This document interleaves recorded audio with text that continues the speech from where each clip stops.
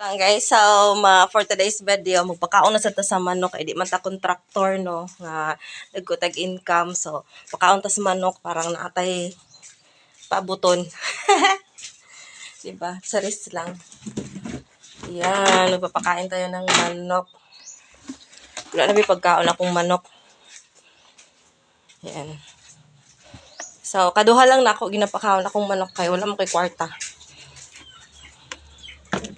So, morning and afternoon lang. Ayan na po sila, nagkagubot na po sila. Ayan. Ayan.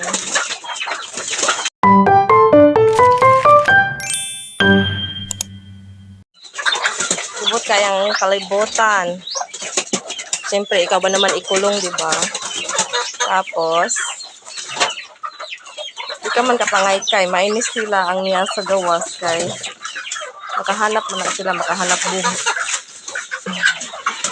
Ang kanina sa sulod mo ni Didi. Ay, daghang nag-comment nga, lami ko nun ni lami. O, lami bitaw. Yeah, di man ipa-ihaw. Di man ipa... Kuan.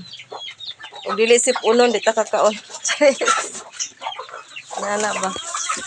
Sinong relate dyan? Iba anak magiging mga kuan, di ba? Ng mga manog ataman. Basta dili gani, hanggang hinayangan bitaw. Pero ang mga kawatan, wagi na yun. Wagi puro pang hinayang, no? Nang sila o diha sa gawas. Sa mga kadinghutan, mga sila o din ha sa mga manok. Pero ang mga tagiya sa manok, dili ipakaon ng ilahang manok. Nalisod pa kaayo nga makakaunta kay. Daghang pa kayong discussion ba? Saris.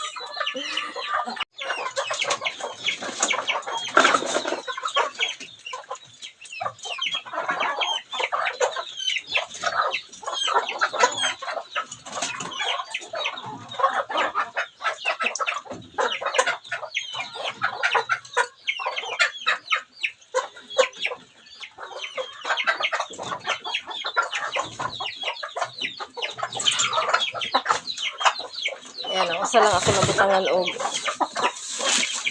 itong pinalahi nila nga bahog kay. Ang samto. Wala naman.